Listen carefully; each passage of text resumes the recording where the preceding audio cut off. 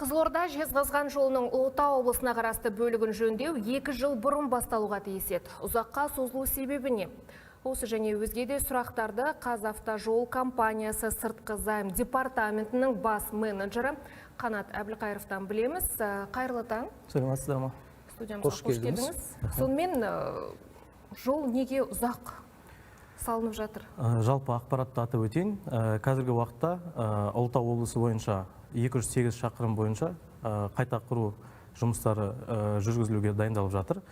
Қоғам атынан, Қазавтожол қоғам атынан 2022 және 2023 жылдары конкурстық рәсімдер өткізілген. Алайда жобаның құны 21 жылмен саналғандықтан, қазіргі уақытта жобаның құны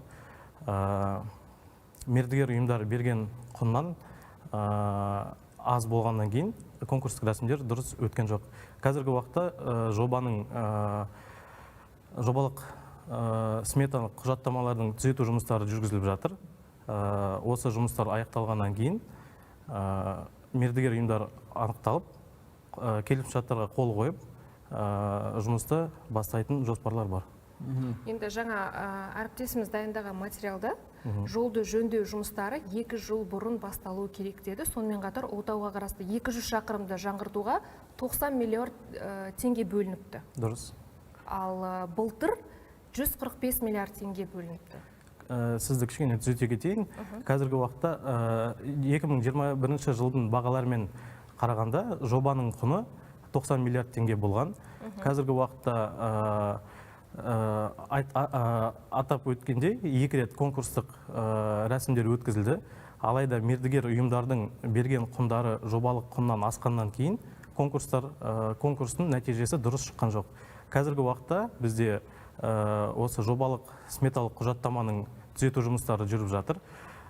Шамамен 30 сәуірде мемлекеттік сараптаманың қорытындысы шыққаннан кейін, экономикалық сараптаманың қорытындысы шыққаннан кейін толық конкурстық рәсімдер аяқталатын болады.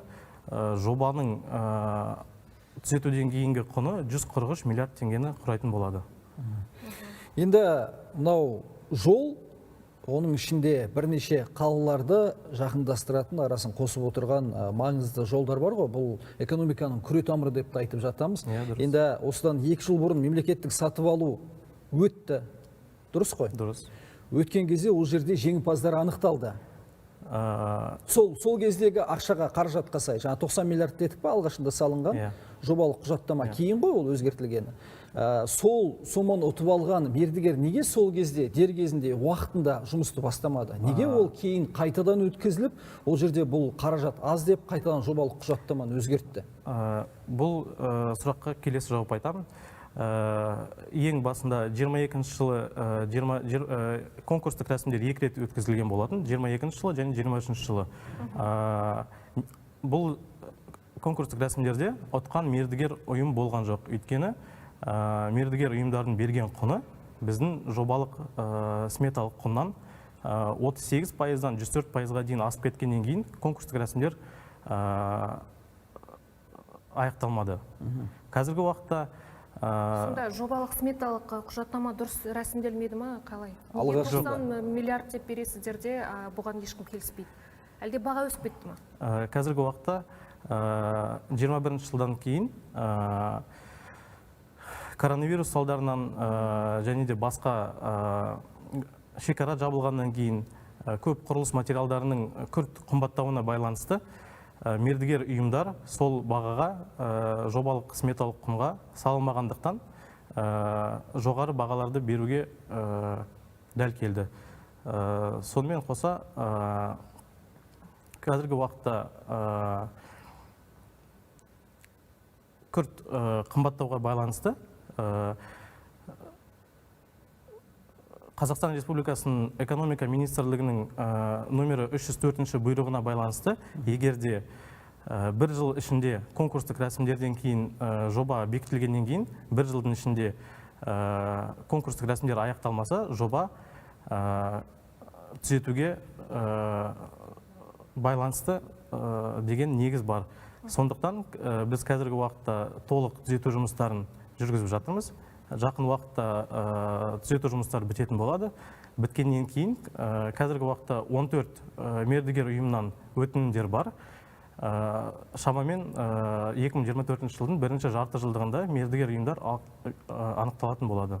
Одан әрі жалғастырайық, жаңа айтып өткен басында неге өтпеді? Мысалға Қызылордада басталды, сол бірінші жылға сатып алудан ұтқан мердігер компания жұмысты бастап кетті ғой, Дұрыс. Ал дәл сондай қаражатпен қалайша басқа компаниялар ұлтау жағынан оны ұтып ала алмады? Одан кейін жаңа айтып отырсыз, сол кездері белгілі бір жағдайларға байланысты шекаралар жабық болды, құрылыс материалдар. Енді құрылыс материалы дейтіндей бұл үй тұрғызу емес қой. Бізде мысалға жол салуға көптеген материалдар өзімізде шығарылады. Бізде зауыттарда бар, оған қажетті материалдарды шығаратын. Сонда сайып келген кезде нақты мәселе неде кейінге шегерілуінің? Жоқ әлде бұл адами фактор ма? Сол мемлекеттік сатып алуды жүргізген маманның қателігі ма? Енді біреу мысалға қаншама жыл артқа шегеріліп кетті, мысалға ол бюджетті игермеу болып саналады бір жағынан. Сонда бір адамның қатесі ме, жоқ әлде белгілі бір мекеменің қатесі ме, нақты мәселе неде болып отыр? Бұл адамның да мекеменің де қатесі емес. Бұл жолы жаңағы тендерлік конкурстер ол Азиялық даму банктың ережелері бойынша жүргізіледі. Және сол Азия даму банкінің порталында жүргізіледі. Неге басталмады, неге мердігер ұйым анықталмады десеңіздер, конкурс рәсімдері жариялаған кезде мердігер ұйымдардың бағалары бізден ұсынған бағадан жоғары болғандықтан конкурс сол үшін дұрыс бітпеді. Енді сіз дұрыс түсініңіз, біз бұл жерде нақты мәселенің неден екенін анықтауға, мысалға Қызылорда облысы бастап кетті жұмысты. Ол жақта енді сол кездегі орташа есеппен алынады ғой баға барлығы. Мен сізге толықтап айтып кетейін. Жаңағы біздің Ұлытау облысындағы жол бөліктеріне транспорттық, логистикалық жеткізу кішкене қиынырақ болды. Жаңағы қиыршық тастың және басқа материалдардың тапшылығы болды.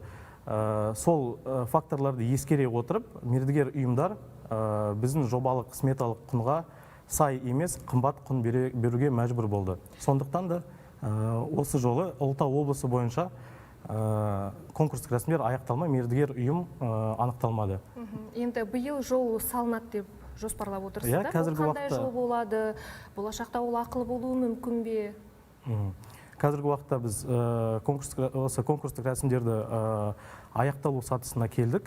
Қазіргі уақытта жаңағы айтып өткендей, мемлекеттік сараптаманың қорытындысы шыққаннан кейін және экономикалық сараптаманың қорытындысы шыққаннан кейін мердігер ұйымдар анықталатын болады. Қазіргі уақытта жолдың жағдайы нашар болып табылады.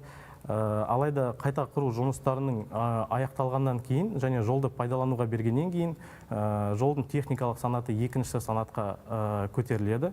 Яғни екі жол бөлігінен тұратын болады. Және сіз жаңа атып өткендей ақылы болатынына жауап ретінде айтсақ, бұл толық қайта жаңарту жұмыстары аяқталғаннан кейін ақылы жолдар болады. Алайда техникалық санаты екінші болғаннан кейін жеңіл көліктерден ақысы алынбайды, тек жүк көліктерінен және автобустардан ақы алынатын болады. Бұл ақылы жол болғаннан кейін енді жол бойында да қызмет көрсету орталықтары ашылар, е? Әрине. Ол алдын ала қарастырылған ба? Әрине, осы қайта құру жобасының аясында бізде барлық Қазақстанның нормативтеріне сай демалыс алаңдары салынатын болады жолдың бойында. Ақылы болса, демек инвестициялық қаражатта бар ғой, әлде тек қана бюджет қаражатына салынады ма?